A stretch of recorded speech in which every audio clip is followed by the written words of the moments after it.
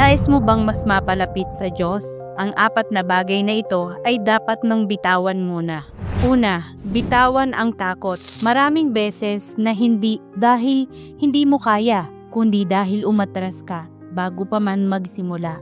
Ang takot ang nagpapaduda sa iyo, nagpapahinto at unti-unti naglalayo sa iyo sa Diyos. Ngunit sinabi sa Biblia, sapagkat hindi tayo binigyan ng Diyos ng espiritu ng katakutan. Maaari kang makaramdam ng takot, pero huwag kang magpasakop sa takot. Hindi ka kailanman hinilingan ng Diyos na harapin ang mga bagay ng mag-isa. Lagi mo siyang kasama. Pangalawa, bitawan ang pag-aalala.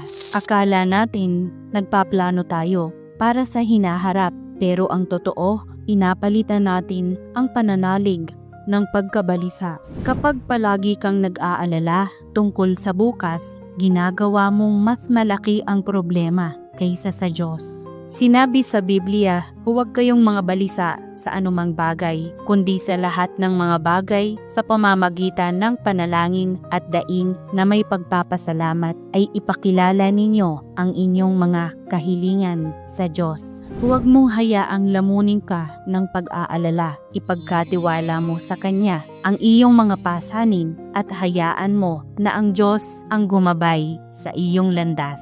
Ikatlo, bitawan ang pagtanggi sa sarili. Minsan, sinasabi natin, naniniwala tayo sa Diyos, pero sa puso natin, paulit-ulit nating sinasabi, hindi ko kaya, hindi ako sapat, wala akong kakayahan. Sinasabi sa Biblia, kamatayan at buhay ay nasa kapangyarihan ng dila. Ang sinasabi natin sa ating sarili, araw-araw, humuhubog sa ating buhay. Simula ngayon, gumawa ka ng pagbabago. Tingnan mo ang sarili mo sa paraan ng pagtingin sa iyo ng Diyos. Maaari mong sabihin, ako ay minamahal, ako ay pinili, ako ay may layunin. Ika-4, bitawan ang opinyon ng ibang tao. Marami sa atin ang mga desisyon ay ginagawa dahil sa sobra tayong nag-aalala sa iniisip ng iba, natatakot na hindi maintindihan o hindi matanggap at unti-unting nagiging kung ano ang inaasahan nila. Ngunit ang pagsunod sa Diyos ay hindi kailanman tungkol sa pagpapasya sa lahat. Ang tunay na mahalaga ay kung nalulugod ang Diyos sa atin. Maraming beses na ang paglapit sa Diyos ay nangangailangan lang na gawin mo ang unang matapang na hakbang.